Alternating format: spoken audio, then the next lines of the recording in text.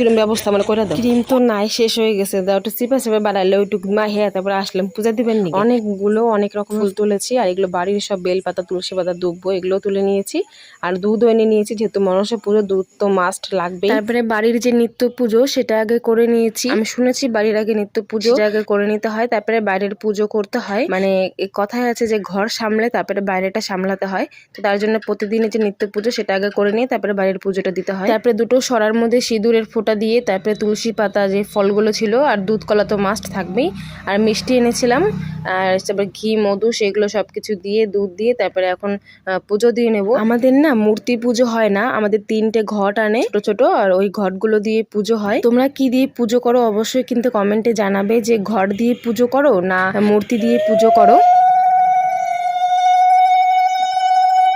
অনেকের মধ্যে আছে যে মা মনসার মূর্তি দিয়ে বা মা মনসার যে সাপের যে মূর্তি হয় সেটা দিয়ে পুজো করে, কিন্তু আমাদের ওটা নেই, আমরা হচ্ছে 3টে ঘর দিয়ে করি। তো আমার ঘরের পুজো দেওয়া কমপ্লিট, এখন বাইরে যেটা দিতে হয়, মানে 2 জায়গা দিতে হয়, একটা ঘরে দিতে হয় আর একটা বাইরে দিতে হয়, তো বাইরে গিয়ে এখন পুজোটা দিয়ে নেব। আর এই মনসা পুজো আসলেই না ছোটবেলা কথাগুলো খুব মনে পড়ে।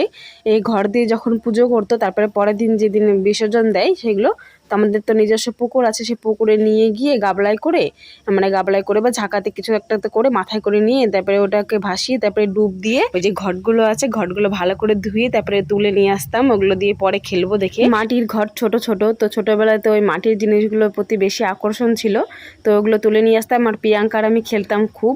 প্রিয়াঙ্কা অপেক্ষা করে থাকতো যে কবে মনসা পুজো হবে আর ঘটগুলো পাবো। নে ওই সে থু বাদ দে, থু ছোটবেলার যে কাহিনী করছে ওই তার কোষ না মানুষের সামনে। তোর কি আবার সে ছোটবেলার নাগাল খেলবার ইচ্ছা করছে নাকি ঘর দিয়ে? কতদিন বুইরা তো কমস না, তাও এখন তোর আগের নাগাল খেলবার ইচ্ছা করে